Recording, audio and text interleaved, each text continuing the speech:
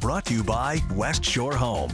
Good Wednesday afternoon, everyone. I'm Karen Greer, and the number of coronavirus cases here in Georgia has spiked to more than 700 cases overnight.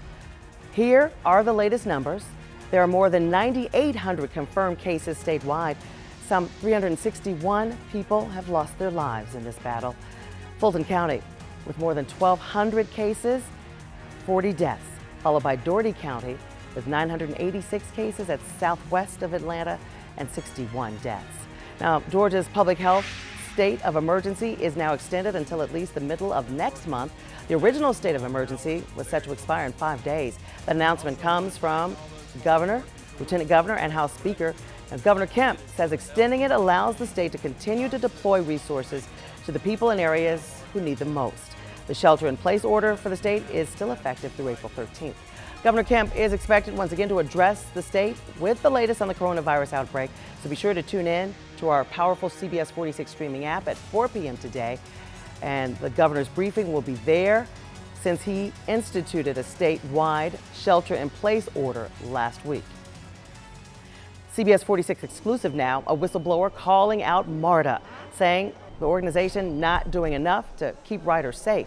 MARTA releasing video here showing workers disinfecting high traffic areas, but it's still happening when the cameras are off. We don't know, because the whistleblower says they're a MARTA bus driver, and they say the transit agency is not doing a good enough job at keeping the machines safe and clean during this pandemic.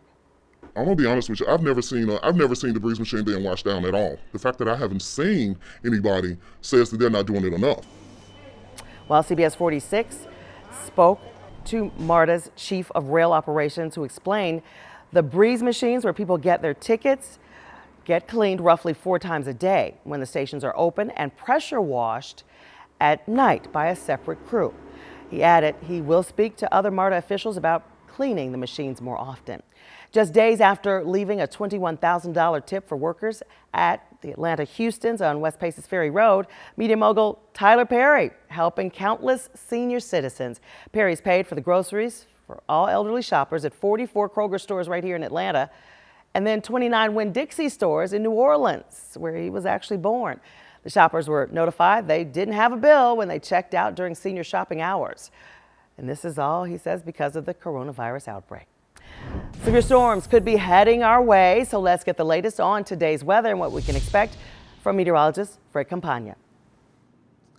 We are watching for 2 rounds of severe weather, possibly in North Georgia, one later this afternoon into early this evening, and another coming late tonight. Now, the severe risk is a 2 out of 5 in North Georgia, a slight risk of severe weather, and the greatest risk is for strong straight line winds. Our first round of storms is possible between about 4 and 9 o'clock, so 4 o'clock this afternoon and 9 o'clock this evening, and it's primarily in West Georgia, so Carroll County, Heard County, Troup County, maybe Douglas, southwestern Fulton counties, your best bet to pick up a thunderstorm, which again could produce some damaging wind. Then later tonight, a line of storms plowing through Tennessee heads our way, moves into northwest Georgia around 3 or 4 o'clock in the morning. And if that holds together, it will roll right through Atlanta, probably at about 6 o'clock on Thursday morning, also with the potential for some strong damaging winds. After that, we're in the clear. It'll be windy. It'll be dry on Thursday afternoon. Temperatures will be running in the 70s. The pollen count is still extremely high.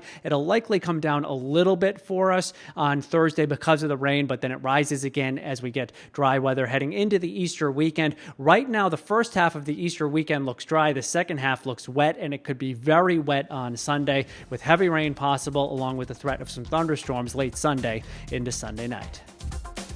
This has been your personal flash briefing from CBS 46 News, brought to you by West Shore Home, Atlanta's one-day bath remodeler.